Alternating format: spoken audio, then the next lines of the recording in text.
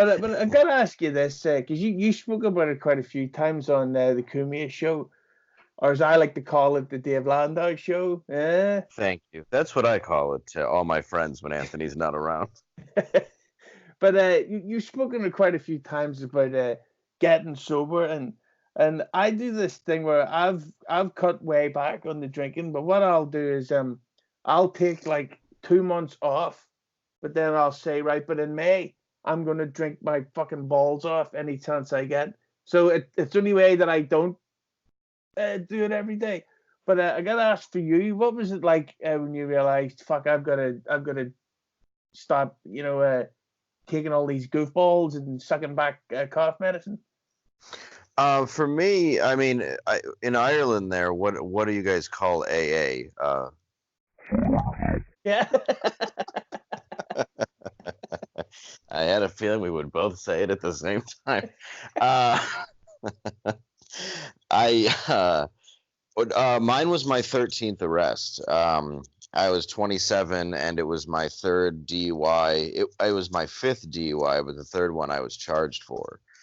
And that was the moment where I got put into jail, and I almost got in a fight with a really big dude who was in there for beating his wife, and I ended up in solitary where they like took my belt and shoelaces so I wouldn't hang myself, and I was just in like a clear box basically, and no pillow, no anything, and I realized that I had just completely hit rock bottom, and I was already achieving stuff in comedy. I was doing well, but I allowed the alcohol to win again. And that's when I realized I needed to get help. And it wasn't just that. I mean, for years and years and years, I was a drug addict, and I went through spurts of that too. And I was able to beat the drugs, but I just never could really beat the alcohol. And that was my number one. That was my favorite thing.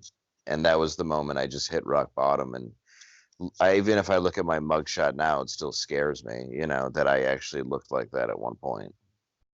Yeah, yeah. For me, because I had a bit of legal problems last September. I get caught with a big bag of stuff that I shouldn't have had, and I was basically told, like, this is like an official last Black warning. women's pubic hair. Yeah, yes, that's it. You like that too, yeah? Yeah, it smokes well. But I gotta say, speaking of legal stuff and drugs, of course, the great Artie Lange had another run with the law. Uh, but he seems to have gotten back on his feet, at least it's legally anyway. But I was wondering, have you heard any more updates about Artie? And do you have any like opinions on what he should do to stay clean? Yeah, I do. Artie, I know he's in a halfway house. He is in a sober facility, which is important. The fact that I haven't heard much about Artie is a good thing, because beforehand, you heard everything about Artie because he was going to these rehab facilities that would take him to gigs. And it's like, oh, that makes sense. Rehab that has a van that takes you to the bar. Sounds like that's going to be really fucking effective.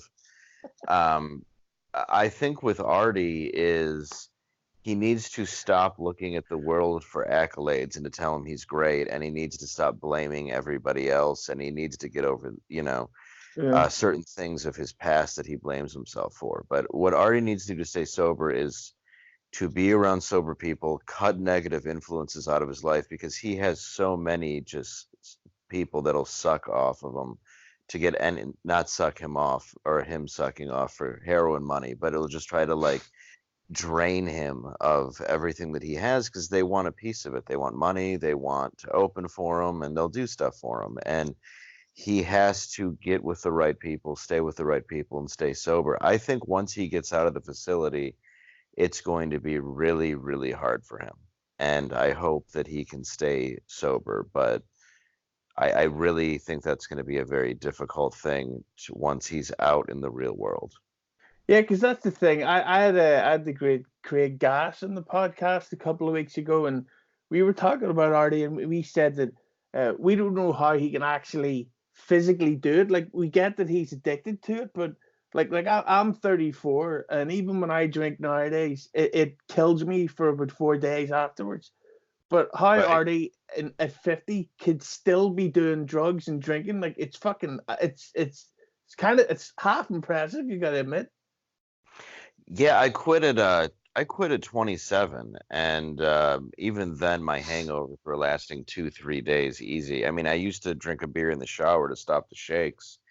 But doing it at that age, heroin is one of those drugs. I mean, it gets into your bones. It becomes part of you, and if you're addicted to that, it controls everything it can take. That's why he's able to do it. I mean, you kind of become the drug. And to give you an idea of how severe that is in the States, in the last month, I've lost two friends to heroin.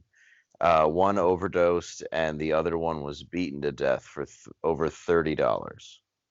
30 fucking dollars he was beaten to death. And it's just the most, it's just so tragic, and they both came from really good families, and that's what ended up happening to them. And these were, heroin is just, it's addiction. It doesn't matter how rich you are, how famous and popular, anything.